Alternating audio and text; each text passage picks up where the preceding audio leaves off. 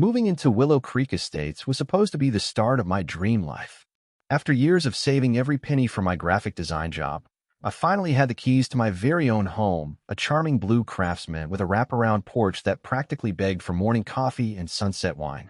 Welcome to your forever home, Olivia Reynolds. That's what I told myself the day I moved in, blissfully unaware of the nightmare that was about to unfold. The first month was everything I'd imagined. Quiet mornings, friendly neighbors, and the sweet satisfaction of painting walls whatever color I wanted without a landlord's permission. I even planted my first ever vegetable garden in the backyard, something I'd been dreaming about since my cramped apartment days. Then came the HOA letter. I still remember staring at that crisp white envelope, the Willow Creek Estates logo stamped in the corner. Inside was a friendly reminder about proper mailbox height regulations. According to HOA policy, my mailbox was apparently 2 inches too tall. 2 inches. I shrugged it off, adjusted my mailbox, and went about my life. No big deal, right? Just standard HOA procedures. 3 days later, another letter arrived. This time about my garden gnome collection, a housewarming gift from my grandmother. Unapproved lawn ornaments must be removed within 48 hours or a fine of $75 will be assessed. I didn't even know garden gnomes needed approval. As I was removing my gnomes the next morning, the silver Lexus pulled into my driveway. Out stepped a woman in her mid-50s, her blonde bob so perfectly styled it barely moved in the breeze. Her cream pantsuit screamed, "I'm in charge," and the look on her face said she knew it. "Olivia Reynolds?" "I'm Pamela Winters, the new HOA board president." Her smile never quite reached her eyes. "I see you're removing those interesting lawn decorations." "Just following the rules," I said, forcing politeness through gritted teeth. Pamela's gaze swept across my property like a searchlight. "I noticed your bird feeder seems to be attracting an excessive number of birds. That's not on our approved list either." "There's a list of approved birds?" Her laugh was like ice cracking. "Of course not, dear. But there are noise regulations, and all those chirping birds might disturb the neighborhood tranquility." As she left, I spotted a business card that had fallen from her purse. I picked it up, planning to return it, when the company name caught my eye, Blackwell Development Group. Something seemed off, but I couldn't place it. The violations kept coming. My mailbox, despite being adjusted, was now the wrong shade of black. My front door wreath contained non-native plant species. My porch light was 2 lumens brighter than regulation. Each violation came with a fine, each fine more expensive than the last. Within 2 months, I'd racked up over $800 in penalties. I'm not normally paranoid, but this felt targeted. I started talking to other neighbors, but most just shrugged it off as typical HOA stuff. A few mentioned they'd gotten violations too, but nothing like my growing collection. Then came the day I forgot my laptop at home. I was halfway to my office when I realized my mistake and had to double back. As I turned onto my street, I spotted that same silver Lexus parked across from my house. And there was Pamela, not just walking by, but actively measuring my grass with a ruler. I parked down a block and watched as she took photos of my porch, inspected my windows, and even peeked into my backyard. This wasn't random enforcement. This was surveillance. I waited until she left, then rushed inside to grab my laptop. That's when I noticed my mail had been disturbed, subtle but noticeable. Someone had been through it. That night, I couldn't sleep. Why me? Why my house? I kept thinking about that business card, Blackwell Development Group.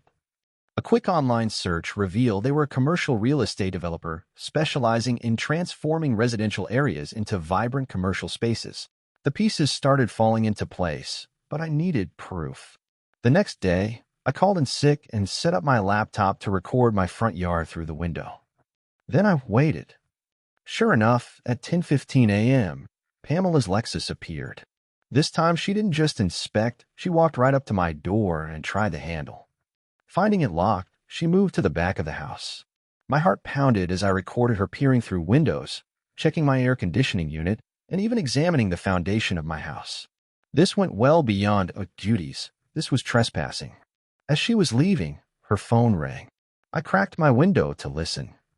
"Yes, Mr. Blackwell. I'm at the Reynolds property now." "No, sir, she hasn't budged yet, but the fines are adding up." "Yes, this location is perfect for the corner retail space in our plants." I understand the timeline, sir. I'll increase pressure. My blood ran cold. This wasn't about lawn gnomes or mailbox heights. Pamela wasn't just an overzealous HOA president. She was working for a developer who wanted my property. Later that week, I received a certified letter, an eviction notice claiming ongoing violations of community standards. According to Pamela, the board had voted to begin removal proceedings if I didn't pay all outstanding fines, now totaling $1,450 within 10 days. I was about to lose my house, my dream, everything I'd worked for, all because some development company wanted to build a strip mall. That evening, as I sat on my porch wondering what to do, my neighbor Jackson Turner from 3 doors down stopped by with his dog. "Rough day?" he asked, noticing my expression. "You could say that." I showed him the eviction notice. His friendly expression hardened. "Pamela's been at it again, huh?" "She's been after me too, but nothing like this." "After you? Why?" I asked. "Not sure, but David Cohen across the street got hit hard too. Thing is, our 3 properties are all corner lots with the most street frontage. Perfect locations for commercial development." "Jackson, do you have a minute? I think I've figured something out, and I could use some help." As the sun set over Willow Creek Estates, Jackson and I compared notes on our Pamela encounters. With each story, the pattern became clear. This wasn't random. This was calculated. This was a scheme. And I was done being the victim. That night, I made 3 calls, one to Jackson, one to David, and one to a lawyer friend from college. If Pamela Winters wanted a fight, she was about to get one. But what she didn't know was that her carefully constructed plan was already starting to unravel. Because nobody, not even an undercover HOA Karen, was going to take my home away from me. What I didn't realize then was just how deep this conspiracy went, or that Pamela's job was hanging by a thread just as precariously as my homeownership. The game was only beginning, and I was about to change the rules entirely. The morning after discovering Pamela's true motives, I woke up with a mix of dread and determination. This wasn't just about saving my home anymore. It was about exposing a conspiracy that threatened our entire neighborhood. I called in sick to work again. Some things are more important than graphic design deadlines. By 9 a.m., Jackson Turner and David Cohen were sitting at my kitchen table. Jackson, a 45-year-old high school chemistry teacher with salt and pepper hair and a perpetually worried expression, brought coffee and donuts. David, a 39-year-old IT specialist with a knack for technology, brought something even more valuable, a small recording device. "I've been documenting every interaction with Pamela for the past month," David explained, sliding the device across the table. "Ever since she cited me for excessive holiday lighting in February. I don't even have holiday lights up." We compared our violation notices, and the pattern was undeniable. All 3 of us had received increasingly absurd citations, all with escalating fines, all targeting our specific properties. "Look at this map," Jackson said, unfolding a community plan of Willow Creek Estates. "Our 3 houses form a perfect L shape at the neighborhood entrance. Prime real estate for commercial development. And all 3 of us moved in within the last year," I added. "We're the newcomers. Easier targets." David pulled out his laptop. "I did some digging on Blackwell Development Group last night. They've done this before in other neighborhoods. They get someone on the inside of an HOA, target specific properties, and force sales through fines or foreclosures. But how did Pamela get elected as HOA president so quickly?" I wondered. "She can't have lived here that long." Jackson's face darkened. "That's the thing. She moved in just 3 months before you did. Ran unopposed for president when old Mr. Finley had his heart attack. Nobody else wanted the job. Perfect timing," David muttered. "Too perfect," I agreed. "So what do we do now?" David leaned forward. "We need proof that she's working for Blackwell while serving as HOA president. That's a clear conflict of interest she never disclosed. And we need to find out what they're planning to build here," Jackson added. Our makeshift investigation team sprang into action. David took a day off work to hack into the HOA email system. Not technically legal, but as he put it, neither is conspiracy to commit property fraud. Jackson, with his friendly demeanor and connections at the high school, started quietly asking questions around the neighborhood. And I focused on Pamela herself. Using the business card I'd found and some social media sleuthing, I discovered Pamela had been with Blackwell Development for over 12 years. Their website even featured her in a Spotlight employee article from 2 years ago, praising her innovative approaches to property acquisition. That evening, we reconvened at my kitchen table. She's definitely still employed there, I reported. Her LinkedIn profile lists her as Director of Community Integration, whatever that means. It means she's their wolf in sheep's clothing, Jackson said. And I found something interesting, too. 3 other homeowners have received violation notices, but nothing like what we've gotten. It's like she's focusing on us while maintaining just enough general enforcement to avoid suspicion. Then David dropped the bombshell.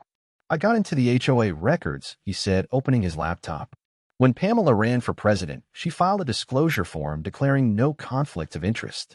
She specifically checked no on outside employment that could affect HOA decisions. That's fraud, I whispered. It gets worse, David continued. I found emails between Pamela and someone named Theodore Blackwell discussing acquisition progress in our neighborhood. They specifically mention our 3 addresses as priority targets for the Willow Creek Plaza project. My stomach churned as David showed us the emails. They'd been planning this for over a year, before any of us had even moved in. We were targets before we were even homeowners. There's more, David said, his voice grim. Blackwell is threatening to fire Pamela if she doesn't deliver our properties by the end of the quarter. Apparently, they've already pre-sold retail space to tenants based on our locations. That explained Pamela's increasing desperation and the eviction notice. She wasn't just doing her job, she was fighting for her career. Armed with this knowledge, we decided to go on the offensive. Jackson contacted a friend at the local newspaper, carefully floating a story about questionable HOA practices without naming names, just enough to put pressure on Pamela. David set up security cameras around all 3 of our properties to catch her in the act of trespassing. And I scheduled a meeting with my lawyer friend to discuss legal options. That's when things really escalated. 3 days after our kitchen table summit, I returned home to find a bright orange final notice taped to my front door. The HOA board, meaning Pamela, had voted to begin foreclosure proceedings on my home due to unpaid fines and continued violations. I had 7 days to pay the now astronomical sum of $3,200 or vacate the premises. I was beyond furious. This was my dream home, my sanctuary, mine. I called Jackson and David immediately. They'd received similar notices, though with slightly smaller fine amounts. Pamela was making her move. This is illegal, David insisted. She can't just foreclose without due process. She's banking on us not knowing that, I said. She's trying to scare us into selling. That night, as I paced my living room struggling to figure out our next move, my doorbell rang. It was Mrs. Abernathy, the 78-year-old widow who lived next door. She'd always been sweet to me, bringing over cookies when I first moved in. "Olivia, dear, I heard about your troubles with the HO," she said, her voice quavering slightly. "I've been in this neighborhood for 40 years, and I've never seen anything like this before." I invited her in, made tea, and listened as she told me something that changed everything. "I was at the pharmacy yesterday," she explained, "and I overheard Pamela on her phone. She was very upset talking to someone named Theodore. She said something about losing her job if she couldn't deliver the Reynolds, Turner, and Cohen properties by the end of the month." Mrs. Abernathy patted my hand. "I don't know what's going on, dear, but that woman is up to no good. And I'm not the only one who thinks so. Several of us old-timers have been watching her. We don't like what she's doing to our neighborhood." That conversation gave me an idea. The next day, I called an emergency meeting with Jackson and David. "We need to go bigger," I told them. "We've been playing defense, but it's time to switch to offense." My plan was simple but risky. We would attend the next HOA meeting, scheduled for the following week, with every piece of evidence we had gathered. But first, we would rally the neighborhood. If enough residents showed up and voiced their concerns, Pamela wouldn't be able to steamroll us. David created a private social media group for Willow Creek residents, carefully excluding Pamela and her few allies on the board. Jackson leveraged his connections as a teacher to reach parents in the neighborhood. And I went door to door with Mrs. Abernathy, sharing our story with anyone who would listen. The response was overwhelming. Turns out, nearly everyone had experienced Pamela's heavy-handed enforcement. They just didn't know they weren't alone. As the HOA meeting approached, we made one final, crucial discovery. David, still monitoring the HOA email account, intercepted a message from Theodore Blackwell himself. He was planning to attend the HOA meeting incognito to assess the situation personally due to Pamela's lack of progress. This was our chance. If we could expose Pamela in front of her boss and the entire neighborhood, her scheme would collapse. But we needed to be strategic. We needed irrefutable proof. The day before the meeting, I took the biggest risk yet.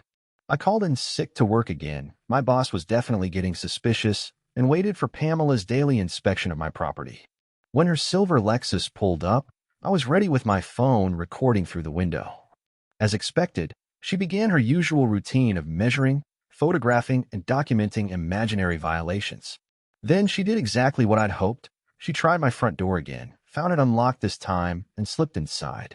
My heart raced as I hid in the laundry room, listening to her heels click on my hardwood floors. She was muttering to herself as she moved through my house, opening drawers, checking closets, even rifling through my mail on the counter. This place would make a perfect boutique, she said into her phone. We could keep some of the original features, make it charming. Tell Mr. Blackwell I'm making progress. Reynolds will be out by next week one way or another. When she finally left, I was shaking with anger and adrenaline. But I had what I needed, clear evidence of trespassing, invasion of privacy, and conspiracy. That night, our team made final preparations. David compiled all digital evidence onto a flash drive. Jackson prepared a presentation for the HOA meeting. And I finalized my statement with the help of my lawyer friend, who agreed to attend the meeting as my legal counsel. As I finally fell into bed, exhausted but resolute, I knew that tomorrow would change everything. Pamela Winters had picked the wrong neighborhood to mess with, and she had definitely picked the wrong homeowner to try to evict. What she didn't know was that her boss would be watching her every move. What she couldn't have anticipated was that an entire community was now standing behind me. And what she never saw coming was the perfect trap we had laid for her. Tomorrow, Pamela would learn that sometimes karma comes with a foreclosure notice of its own. The community center was packed beyond capacity for the monthly HOA meeting. Neighbors who hadn't attended in years squeezed into folding chairs and lined the walls. The tension was thick enough to cut with a knife as Pamela Winters took her place at the head table, shuffling papers with perfectly manicured nails, oblivious to the storm about to break. Quite the turnout, she remarked with a tight smile. Let's begin with roll call.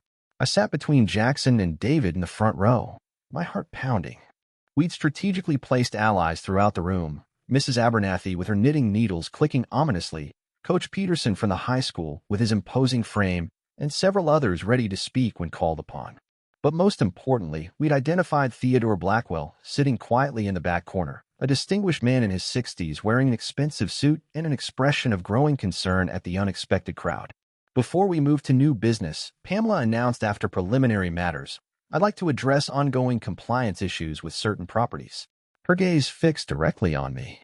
The board has voted to proceed with enforcement actions against 3 homeowners who have repeatedly violated community standards. That was my cue. I stood, clutching a folder of evidence. I'd like to discuss those enforcement actions, Ms. Winters. Specifically, I'd like to understand how they relate to your position at Blackwell Development Group. The room fell silent. Pamela's smile froze. I don't know what you're talking about, she said, voice suddenly brittle. Don't you? I opened my folder. I have here your employee spotlight from Blackwell Development's website, dated just 2 years ago. The same company that coincidentally has plans to build a commercial plaza exactly where my home and those of Mr. Turner and Mr. Cohen currently stand. Murmurs rippled through the room as I projected the webpage onto the wall screen David had set up earlier.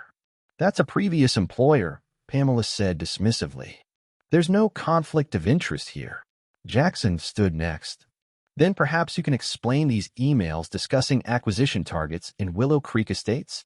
He displayed the emails David had recovered, carefully redacted to protect his methods but clear enough to show Pamela's name and the subject matter. Pamela's face flushed. Those are clearly fabricated. This is slander. What about this, Ms. Winters? David's turn now, playing a recording of Pamela's trespassing in my home, her voice crystal clear, discussing boutique conversion plans with Mr. Blackwell. The room erupted. Residents stood, pointing fingers, shouting questions. Pamela repeatedly banged her gavel, desperately trying to regain control. This meeting will come to order, she shouted. These allegations are completely unfounded, and potentially libelous. I will not stand for. What about your disclosure form, Pamela? I interrupted, projecting the document where she'd checked no conflicts of interest months earlier. You signed this under penalty of perjury. Her composure cracked visibly. This is taken out of context. Mr. Blackwell demanded results, threatened my job. I was just doing what I had to do. The slip was fatal. She'd admitted everything in one desperate attempt to shift blame. From the back of the room, Theodore Blackwell slowly rose to his feet. The crowd parted as he walked forward, his expression thunderous. Ms. Winters, his voice cut through the chaos, are you suggesting Blackwell Development authorized illegal activities to acquire properties? Pamela's face went white as she realized her boss was present. Mr. Blackwell, I can explain how these properties are essential to the project timeline. You said yourself we needed to move quickly.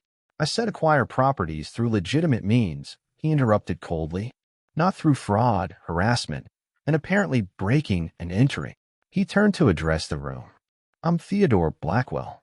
While my company is indeed interested in developing in this area, we do not condone illegal tactics. Ms. Winters appears to have taken matters into her own hands. She issued fraudulent violations, Jackson added. She entered my home without permission, I continued. She falsified HOA document, David finished. Blackwell's jaw tightened. Ms. Winters, consider your employment with Blackwell Development terminated, effective immediately. He turned to me. Ms. Reynolds, I sincerely apologize for this situation. I assure you my company will cooperate fully with any investigation. The room erupted again, this time in cheers and applause. Mrs. Abernathy's knitting needle stabbed triumphantly into the air. Pamela looked shell-shocked. You can't fire me. This project was my idea. A project now compromised by your methods, Blackwell said firmly. Return your company property to HR tomorrow. One of the other HOA board members, emboldened by the turn of events, stood up. I moved to remove Pamela Winters from the HOA board, effective immediately, and cancel all outstanding violation notices pending review. Seconded, came a chorus of voices. The vote was unanimous, with only Pamela herself abstaining, too stunned to respond. As the meeting concluded, neighbors gathered around us, sharing their own Pamela stories. Theodore Blackwell approached me privately. Ms. Reynolds, what happened here was inexcusable. As a gesture of goodwill, Blackwell Development would like to offer to fund neighborhood improvements of the community's choosing. I looked him directly in the eye. That's generous, Mr. Blackwell. But what about your development plans? He sighed. We'll be looking at alternative locations. Sometimes the cost of doing business the wrong way is too high. 3 weeks later, Pamela Winters was facing criminal charges for trespassing, fraud, and harassment. She'd been evicted from her rental in Willow Creek Estates, ironically, for violating her lease terms by conducting business activities from her home. The HOA elected Mrs. Abernathy as interim president, her first act being to approve my garden gnome collection and bird feeders. Blackwell Development funded a complete renovation of our community park and playground. As for me, I finally got to enjoy my dream home in peace. No more violation notices, no more surprise inspections, no more fighting to keep what was rightfully mine. Sometimes karma shows up just when you need it most. And sometimes it arrives in the form of an exposed HOA Karen losing everything she tried to take from others.